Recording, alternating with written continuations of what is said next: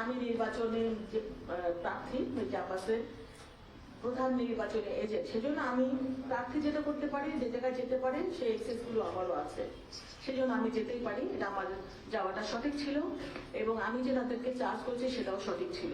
কিন্তু তারপর তিনি যেটা বলেছেন যে আমি যাওয়ার পরে যে অবৈধ ভোটগুলোকে বৈধ করানো হয়েছে সেটা নিয়ে নাকি মামুনুল হক সাহেব বলেছেন যে তার আসনেও বৈধ করা দরকার, সেটার পক্ষে উনি কথা বলেছেন। তো আমি আসলে সেই জিনিসটা ক্লিয়ার করার জন্য আজকে আপনাদেরকে ডেকেছি। আমি 12 তারিখে 5:30-6টার দিকে আমি জানতে পারলাম সিদ্ধেশ্বরী বয়েজ স্কুল থেকে আমাদের পোলিং এজেন্টরা ভিতর থেকে বারবার আমাকে নক করছিল, এখানে অনিয়ম হচ্ছে, অনেক অনিয়ম হচ্ছে, একটু পারলে এখানে আসেন। আমি তখন দৌড়ে চলে গেলাম, গিয়ে আমি দরজা নক করছি, বারবার নক করছি, অনেকক্ষণ আধা ঘন্টা পরে দরজাটা খুললো, ভিতরে যেতে দিবেই না। তারপরে গেলাম, ওখানে প্রিজাইডিং অফিসার ছিল শামসুল ইসলাম ইসলামী ব্যাংকের, এবং প্রায় 5-6 জন বিদেশি পর্যবেক্ষক ছিলেন ওই রুমটার মধ্যে। ওখানে কাউন্টিং হচ্ছিল। তখন আমাদের যে ধানের শেষের এজেন্ট তারা বলছিল যে এখানে 25 থেকে 27টা ভোটকে তারা বাতিল করে দিয়েছে, যে ভোটটা ওই যে সাদা জায়গাটা সিলমেন্সের জন্য সেগুলোকে বাতিল করে দিয়েছে। কিন্তু আমি রওনা হওয়ার আগে জানতে পেরেছিলাম যে নির্বাচন কমিশন থেকে ওই ভোটগুলোকে বৈধ করার জন্য রিকোয়েস্ট করা হয়েছে।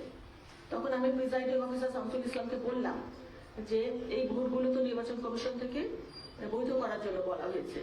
উনি বললেন যে আমরা এরকম কোনো নির্দেশনা পাইনি। তখন রিটার্নিং কর্মকর্তা এই সময় আমার মোবাইলে ফোন দিলেন।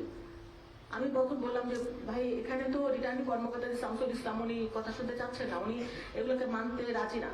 তখন উনি বললেন ওনাকে ফোনটা দেন। আমি ফোনটা সাইফুল ইসলাম, আমি স্পিকারে রেখেছিলাম ফোনটা। আমার স্পিকারে বিদেশি পর্যবেক্ষকরা শুনছিলেন, বিভিন্ন প্রার্থীর এজেন্টরাও শুনতে পাচ্ছিলেন, ধানের শেষের এজেন্টরাও শুনতে পাচ্ছিলেন, এবং ওই কক্ষের ভিতরে যারা ছিলেন সবাই স্পষ্ট শুনতে পাচ্ছিলেন যে স্পিকারের রিটার্নিং কর্মকর্তা বলছিলেন যে নির্বাচন কমিশন থেকে নির্দেশনা এসেছে এই ধরনের ভোটগুলোকে বৈধ করে দিতে।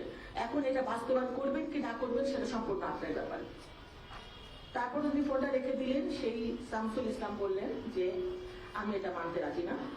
আমি বললাম আপনি কেন মানবেন না? বললাম আমি নির্বাচন, আমার সাথে তো সরাসরি কথা হয়নি, অন্য কারো, আমার উপরে একজন কর্মকর্তা আছেন ম্যাজিস্ট্রেট, তিনি আসুন, তারপরে আমরা ডিসিশন দেবো। তা আমি বললাম সেই ম্যাজিস্ট্রেটকে কল করেন। উনি অনেকবার কল করেন, কল করে বলে আসছেন। তারপর অনেকক্ষণ পরে সেই একজন মহিলা আসলেন ম্যাজিস্ট্রেট।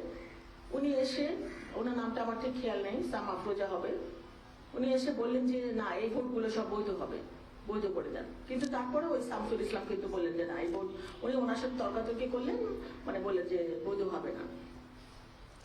কিছুক্ষণ পরে ওই ম্যাজিস্ট্রেট তখন বললেন যে আমার আরেকটা জায়গায় একটা অনিয়ম হচ্ছে, আমি ওখানে একটু চলে যাই। তখন আমি বললাম যে আপনি এই জিনিসটা মানে সলিউশন না করে আপনি চলে যাচ্ছেন, তাহলে এটা কি হবে? তখন উনি বললেন যে আমি কিছুক্ষণ পরে আবার আসছি। তখন উনি চলে গেলেন, আর আসলেন। তখন আমি প্রিজাইডিং অফিসারকে বললাম যে আপনি এখন কি ডিসিশন নেবেন?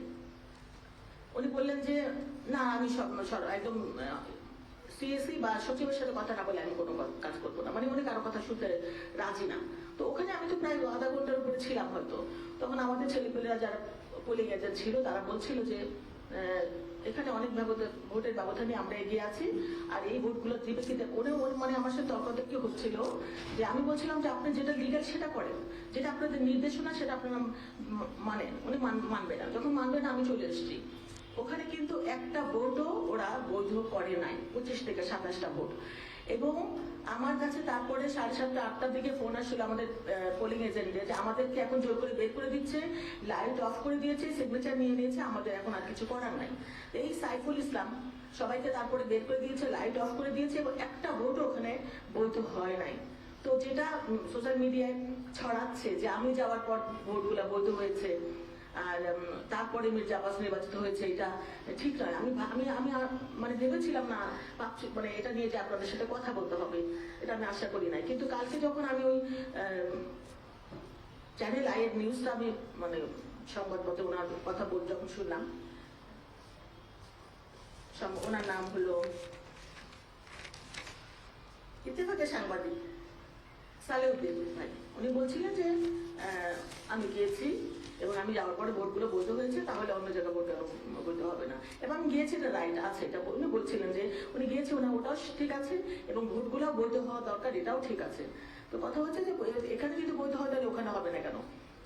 তো ভাই আমি যেটা বলতে চাচ্ছি, কোনো ভোটই ওখানে বৈধ করে নাই। আর এইরকম প্রত্যেকটা কেন্দ্রে আমি তারপর বের হওয়ার পরে শুনছিলাম ideal school, Kamalapur girls school, অনেক স্কুল, আমাদের প্রত্যেকটা কেন্দ্রে 70টা 75টা 40টা 50টা করে ভোট এরকম করে বাতিল করে দিয়েছে। এই ভোটগুলোকে যদি বৈধ করা হতো তাহলে কিন্তু অনেক কয়েক হাজার ভোট আরো বেড়ে যেত মির্জা আব্বাসের। তো আপনাদেরকে ডেকেছি এটার জন্য, কোনো ভোট বৈধ করা হয় নাই। তারপর আমি রিটার্নিং কর্মকর্তার অফিসে গিয়েছি রাত্রে 9টার দিকে, এবং আমি লিখিত একটা চিঠি কমপ্লেন দিয়ে আসছি যে এই ভোটগুলোকে যেন বৈধ করা হয়, কিন্তু এখন পর্যন্ত সেটা করা হয়নি।